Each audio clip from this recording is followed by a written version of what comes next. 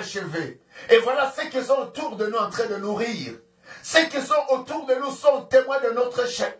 Parce que Dieu n'est pas associé dans notre travail. Parce que Dieu n'est pas associé dans notre foyer. Parce que Dieu n'est pas associé dans nos études. Parce que Dieu n'est pas associé dans notre santé. Pourquoi nous n'achèvons pas? Écoute-moi, tu es sur la terre pour bâtir. Mais avant de bâtir, assis-toi, fais les calculs. Tu regardes les dépenses. Est-ce que je serai capable de déterminer ce projet que j'ai? Est-ce que si je me marie avec ces garçons, avec cette fille, est-ce que nous serons un couple glorieux sur la terre? Est-ce que si j'ai des enfants, je me marie à cet âge, est-ce que je serai capable de prendre soin de mon mari et mes enfants? Est-ce que si j'ai des enfants, je veux que mes enfants arrivent à ce stade, je serai capable de payer les frais scolaires pour eux? Voilà, cette personne, avant de commencer quoi? Avant de poser le fondement, cette personne s'assied, cette personne va faire des calculs et cette personne va dire, je ne le fais pas pour le faire inachevé, mais ce que je fais c'est pour achever. Notre échec, c'est parce que nous sommes juste limités à un certain degré de voix. Et plusieurs personnes échouent parce que l'autre a fait, je vais le faire. Parce que l'autre est arrivé là-bas, c'est ce que moi aussi je vais arriver là-bas. Parce que l'autre a fait ses études, c'est ces études que je vais faire. Écoute-moi bien aimé, pendant que notre fondement est posé avec Dieu, parce que dans le calcul, Dieu est notre Père de provision. Il provisionnera là où que nous voulons arriver, il va nous faire arriver. Cela est beaucoup important. Regardez, ils diront, c'est lui qui a commencé à construire et qui n'a pas pu terminer. Les hommes n'attendent que tu ne puisses pas terminer. C'est pourquoi pour terminer ta vie sur la terre, ton existence sur la terre, tu as besoin de la force de Dieu. Tu as besoin d'associer Dieu. Tu as besoin de prier. Tu as besoin de jeûner. Tu as besoin de donner à Dieu. Tu n'as pas besoin d'en faire un réserve. Pourquoi? Parce que Dieu est notre premier fondement. Un fondement qui est fait avec Dieu. Et cette personne finira à achever ce qu'il veut. Dans le moindre détail de notre existence et de ce que nous devons accomplir, nous sommes appelés à bâtir. Je suis en train de bâtir pour faire étudier mes enfants. Je suis en train de bâtir pour servir le peuple de Dieu. Nous sommes en train de bâtir. Tous les détails de ton existence appellent à bâtir. Et c'est pourquoi vous voyez que dans tous les détails de notre vie, tu peux vivre des attaques. Tu peux trouver des ennuis. On peut te mettre des bâtons dans les roues. Tu cherches à avancer, c'est comme si tu as une opposition. Tu cherches à accélérer, c'est comme il y a une force qui te recule. Pourquoi? Parce que Dieu a créé l'homme pour bâtir. Vous savez, Dieu a bâti le premier. Vous savez qu'il est le premier fondement. Et c'est auprès de lui que nous pouvons bâtir. Et ce que nous devons faire sera achevé et non le inachevé. Ah non, je ne te dis pas que tu vis sur la terre dans le inachevé. Mais Dieu t'a dit, vis sur la terre achevé tout ce que tu feras. Tout ce que tu vas aborder, tu vas arriver jusqu'au terme, tu dois achever. Pourquoi? Parce que Dieu est notre fondement. Un homme intelligent, c'est cette personne qui craint Dieu. Un homme intelligent, c'est cette personne qui prie. Un homme intelligent, c'est cette personne qui jeûne. Un homme intelligent, c'est cette personne qui cherche la face de Dieu. Un homme puissant, c'est cette personne qui se confie qu'en Dieu. Un homme puissant, c'est cet homme qui prie, qui demande à Dieu avant d'accomplir ce qu'il veut accomplir.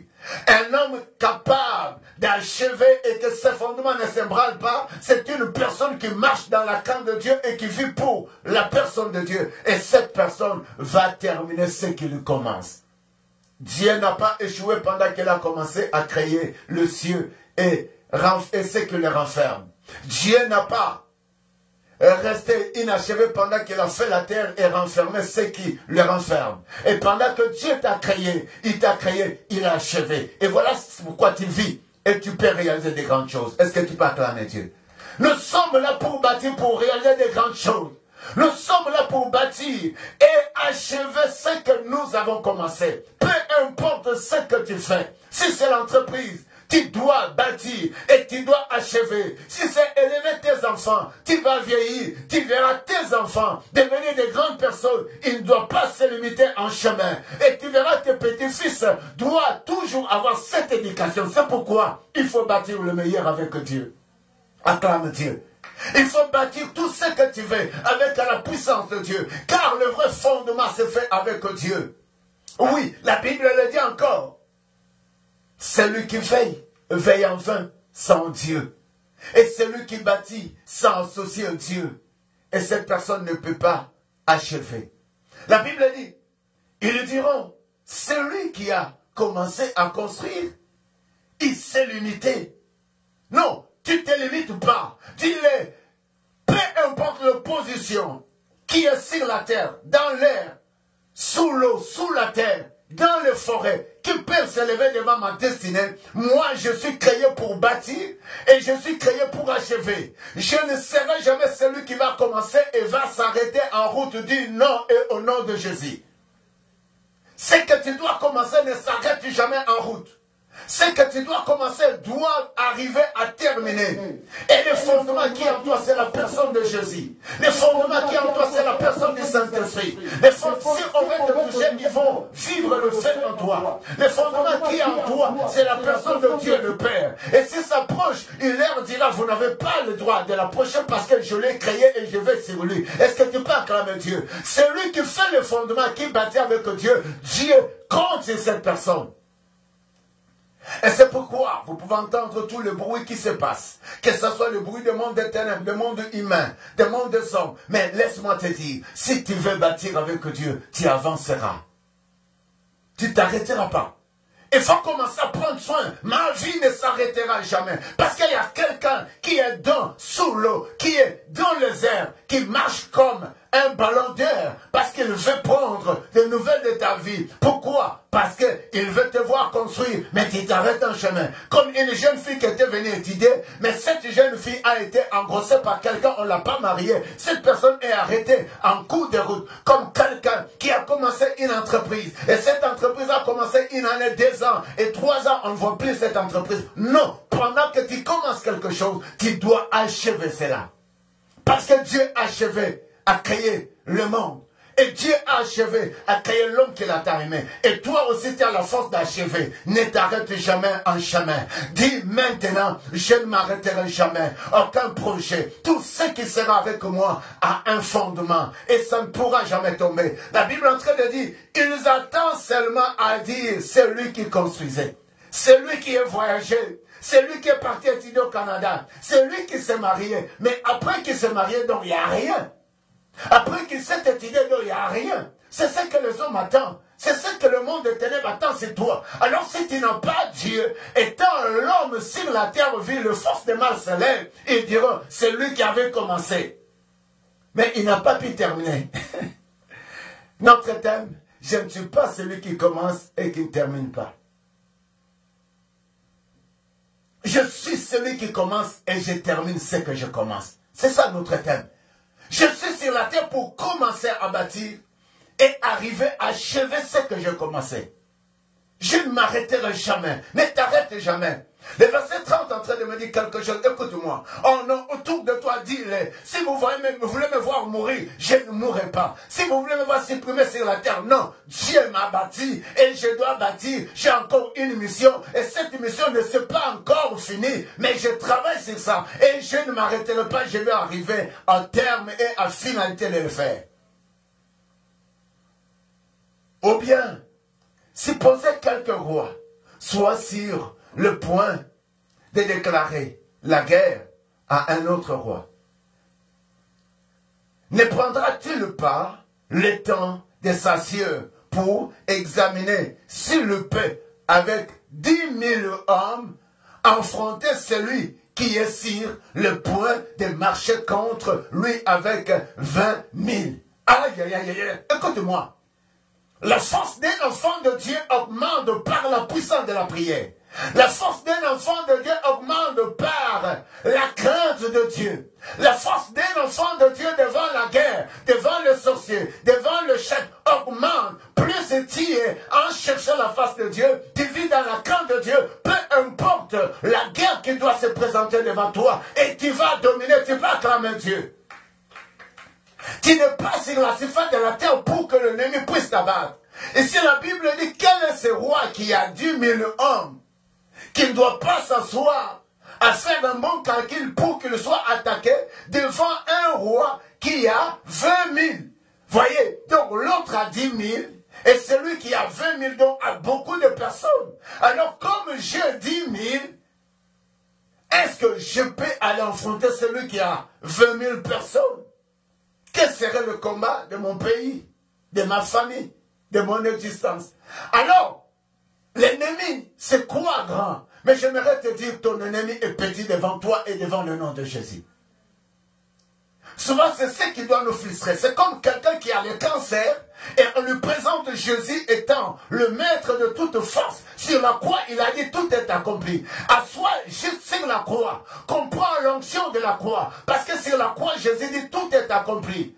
Et la Bible dit, c'est par ces maîtres-ci que nous sommes guéris. Donc je fais mes calculs. Je ne vois pas les attaques, je ne vois pas les angoisses, je ne vois pas les troubles, mais je vois sur la croix, Jésus a vaincu au travers le sang. Alors, cette maladie, je suis guéri au nom puissant de Jésus-Christ. Ça soit autrement, pour faire des calculs comme un chrétien qui a Jésus et croit seulement que ton Dieu est puissant. Et tout ce qui peut se présenter s'intitule la guerre devant toi. Alors, avant d'aller vers ton ennemi, il faut t'asseoir, il faut faire les calculs. Il faut voir les qualités de tes armes. Il faut voir les capacités de tes armes. Il faut voir les stratégies avec lesquelles que tes militaires exécutera vers ton ennemi. La Bible dit, affrontez celui qui est sur le point de marcher contre lui avec 20. Nous trouvons toujours ce qui peut marcher contre nous, qui s'intitule sorcier, envoûtement, maladie, blocage, bouleversement, les mauvais choix, et toutes ces choses. Ce sont des fondements qui peuvent renverser la vie de quelqu'un. Mais c'est pourquoi avec Dieu, tous ceux qui peuvent se présenter, nous pouvons nous présenter avec l'intelligence, la sagesse de Dieu, et nous serons des vainqueurs contre toutes ces forces. N'est-ce pas ce vendredi de quoi? Vendredi de quoi? Et Dieu, celui qui a Dieu, doit impacter sa destinée. Pourquoi? Parce que tu es là pour construire. Alors tu dois impacter sur la terre. Vendredi d'impact. Il faut que ta vie commence à impacter. Il faut que tu t'assises. Ne précipite pas ta vie. Il ne faut pas voir comme tout le monde. Mais regarde que toi, avec Dieu, tu es majoritaire. Tu es puissant, plus que le force de la malédiction de ton clan, plus que le rejet de notre société, plus que le chèque que les hommes attribuent sur toi. Mais dis-leur, avec Jésus, je suis un homme plus fort. Plus fort. Mais le problème, il faut assis-toi. Le fondement de ne pas s'arrêter, c'est notre Jésus. Avec Jésus, nous pouvons aller plus loin et plus puissant.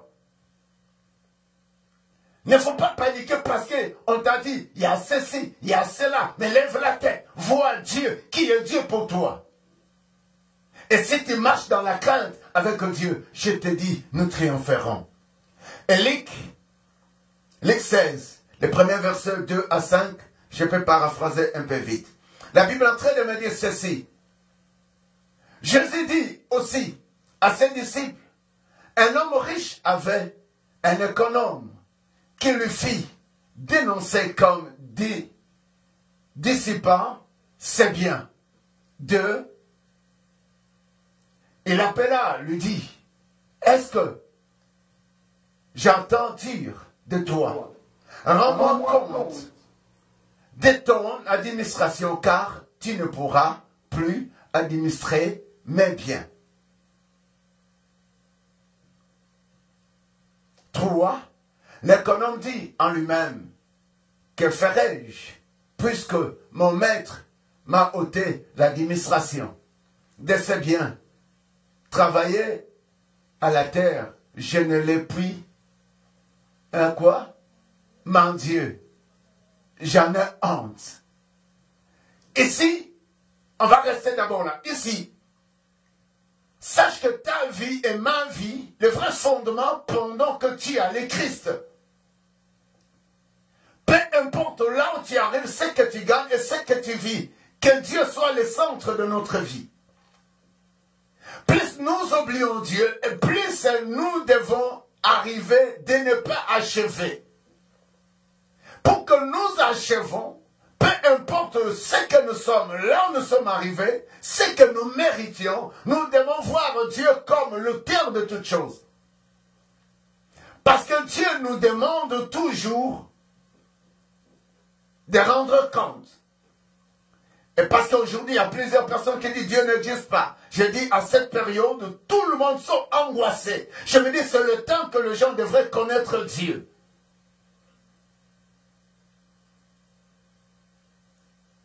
Nous devons rendre compte. Si ce n'est pas aujourd'hui, le temps qui vient, si ce n'est pas maintenant, quand tu mourras, tu rendras compte à Dieu. Et nous devons reconnaître le maître de toutes choses. C'est pourquoi je disais, si tu veux, de ce que tu veux commencer, de là où tu veux faire la fondation, que le maître soit notre fondation. Sinon, nous devons travailler en vain. Et nous devons veiller en vain. Alors ici, on doit ôter la qualité de l'administration de cette personne. Tu sais que tu es dans l'administration sur la terre. Le souffle de vie que tu mérites, le corps que tu mérites, le fonctionnement qui agit en nous. Nous sommes comme les administrateurs sur la terre et nous devons rendre compte à un maître. Ah, c'est pourquoi je me dis depuis janvier jusqu'à aujourd'hui, regarde le bilan de ceux qui nous ont laissés, regarde le bilan des traumatismes, regarde le bilan de l'échec dans tous ceux qui ont fourni des efforts. Et on échoue. Mais pourquoi? Parce que le fondement n'est pas solide. Pourquoi? Parce que Dieu est rejeté au milieu des hommes qu'il a créés. Fait-il aller plus loin pour construire avec efficacité? Nous avons besoin de Dieu. Sinon, on va faire un travail non achevé. Il y a ceux qui sont dans le mariage non achevé. Il y a ceux qui sont dans les fiançailles non achevés. Il y a ceux qui ont fait des entreprises qui ont l'argent quelque part non achevé. Donc, tout ce que tu commences est toujours inachevé. Pourquoi? Parce qu'on est loin de Dieu. Et pendant qu'on te retire cette administration, qu'est-ce que tu vas administrer? Écoute-moi. Un parent qui a ses enfants en train d'administrer sa famille. En tout et pour tout, nous sommes des administrateurs partout et en tout ce que nous devons faire selon notre existence. Alors, laisse-moi vous dire, est-ce que tu peux être prêt? Parce que le maître veut venir te dire, fais-moi compte. Fais-moi compte.